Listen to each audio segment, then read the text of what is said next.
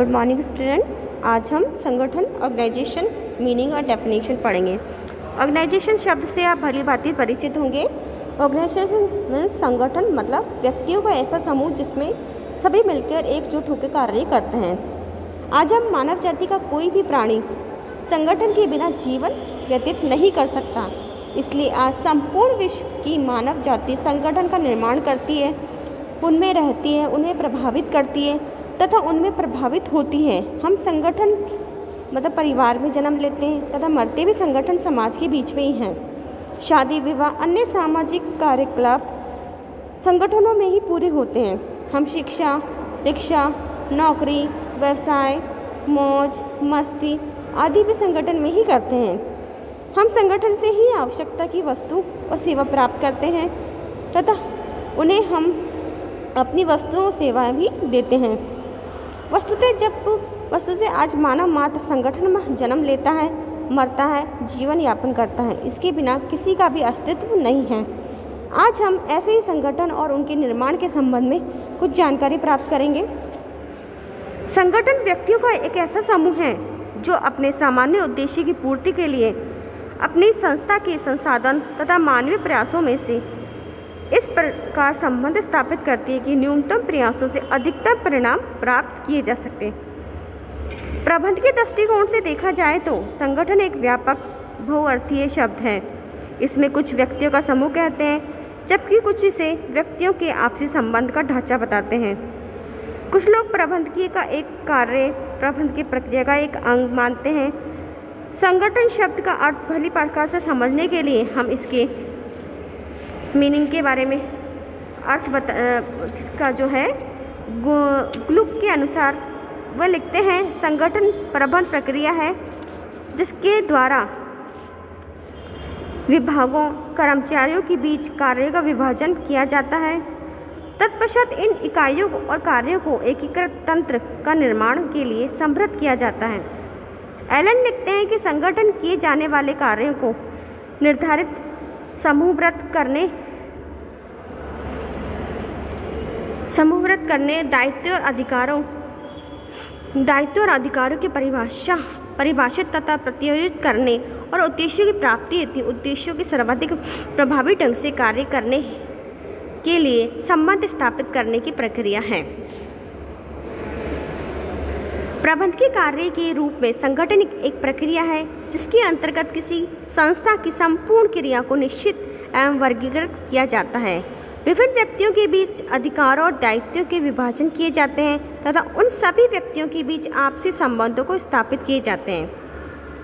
संगठन कुछ सामान्य उद्देश्य की प्राप्ति के लिए बनाए गए व्यक्तियों का ऐसा समूह है जिसके निर्माण की किसी उपक्रम के कार्यों के निर्माण और वर्गीकरण करके उन कार्यों को विभिन्न विभागों और व्यक्तियों में विभाजित करते हैं तथा उन व्यक्तियों के बीच आपसी अधिकारों, दायित्व, संबंधों को निर्धारित करने से होता है। अब संगठन के लक्ष्य और प्रकृति मैं आपको बताने जा रही हूँ। सबसे पहले ये पहला पॉइंट है इसका, ये व्यक्तियों का समूह है।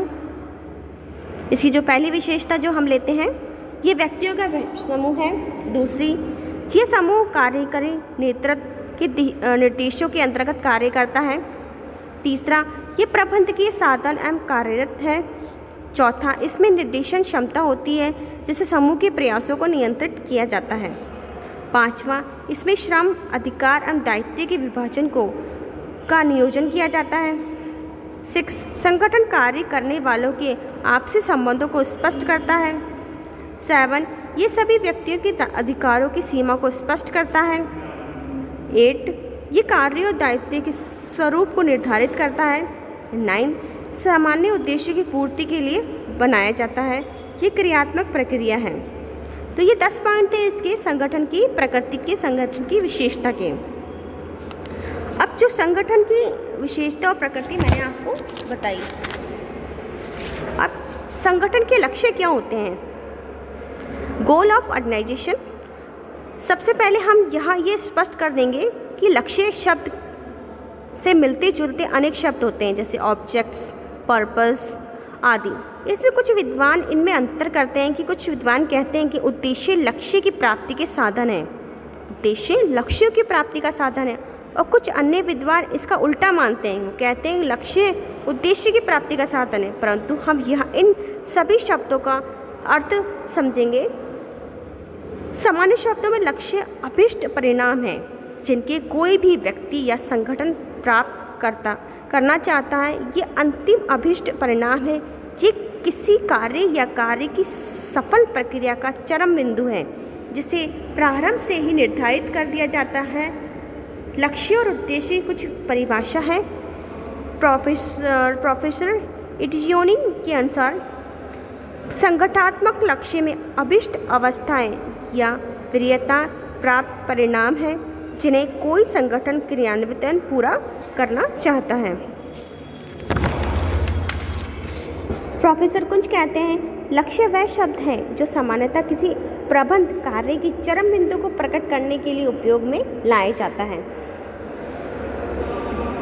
उपयुक्त परिभाषा के अध्ययन से ये हम समझ गए हैं कि लक्ष्य वह अभिष्ट और अपेक्षित परिणाम है जिन्हें कोई संगठन तथा इसके सदस्य के एक निर्धारित समय विधि से प्राप्त करना चाहते हैं। ये वे चरम बिंदु हैं जो परिणात्मक अथवा गुणात्मक रूप से व्यक्त किए जाते हैं तथा जिनकी प्राप्ति के लिए संगठन तथा उसका प्रत्येक सदस्य समन्वित रूप से प्रयास करता है।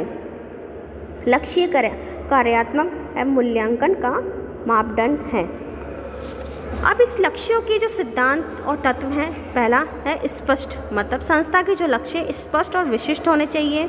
दूसरा मापन योग्य, लक्ष्य स्पष्ट और निश्चित ही नहीं बल्कि मापन योग्य भी होने चाहिए।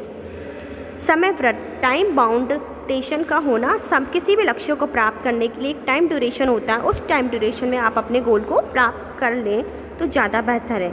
परिणाम प्रधान, रिजल्ट ओरिएंटेड, कोई भी लक्ष्य रिजल्ट ओरिएंटेड का होना जरूरी है, उसमें रिजल्ट का होना बहुत ही जरूरी है। समरूपता,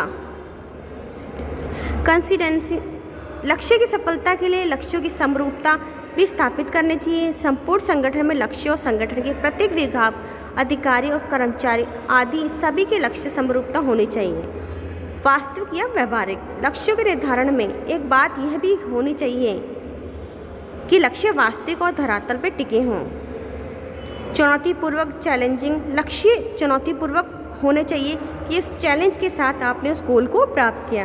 व्यक्तिगत लक्ष्य की पूर्ति में सहायक, सभी व्यक्ति संगठन के लक्ष्यों की पूर्ति के लिए नियुक्त किए जाते हैं तथा कार्य करते हैं, किंतु इस सत्य को कभी नहीं भूलना चाहिए कि संगठन प्रत्येक व्यक्ति अपने व्यक्तिगत लक्ष्य की पूर्ति के लिए संगठन से जुड़ा है। सरल और समझने योग्य, सिंपल एंड अंडरस्टैंडिंग, इस तरह के लक्ष्य होने चाहिए कि वो हर कोई उस लक्ष्य को सफलता के लिए अपने प्रयास करे और पूरी समझदारी के साथ उसमें सहयोग दें। सहभागिता, मतलब पार्टिसिपेट, किस तरह का लक्ष्य निर्धारित करते समय सभी विभागों और अधिकारियों की सहभागिता बनी रहनी चाहिए। संप्रेषण, कम्युनिकेशन, लक्ष्य की सफलता में यह भी आवश्यक है कि उनका पर्याप्त संप्रेषण होना है। सभी संबंधित व्यक्तियों के लक्ष्यों की जानकारी दी जानी चाहिए और ये जानकारी केवल शब्दों में नहीं बल्कि उनकी आपसी समझ और विकसित करने में प्रयास करना चाहिए। विभिन्न हितों का समायोजन, लक्ष्य निर्धारित करते समय व्यवसायिक संस्था में संबंधित सभी वर्गों को हितों का समायोजन कर लेना चाहिए। विनियोग, ग्राहक, श्रम संघ, सरकार, स्थानीय समुदाय, विश्व जन समुदाय, आपूर्ति आदि व्यवसाय संबंधित विभिन्न वर्ग संगठन लक्ष्य निर्धारित करते समय इन सब के हितों को ध्यान में रखना चाहिए। संगठन लक्ष्य ऐसे होने चाहिए जिससे इनके आपसी हितों में टकराव उत्पन्न न हो बल्कि उसमें समन्वय स्थापित हो। संगठन के लक्ष्यों के संबंध में और भी सभी आवश्यक जानकारी उद्देश्य और सहोद्देश्य के द्वारा मैं आपको आगे बताऊंगी। आज के लिए इतना ही संगठन के बारे में जो मैंने बताया आपको। नेक्स्ट लेक्चर में मैं संगठन के महत्व में आपको बताने वाली हूँ। आज के लिए इतना ही। Thank you.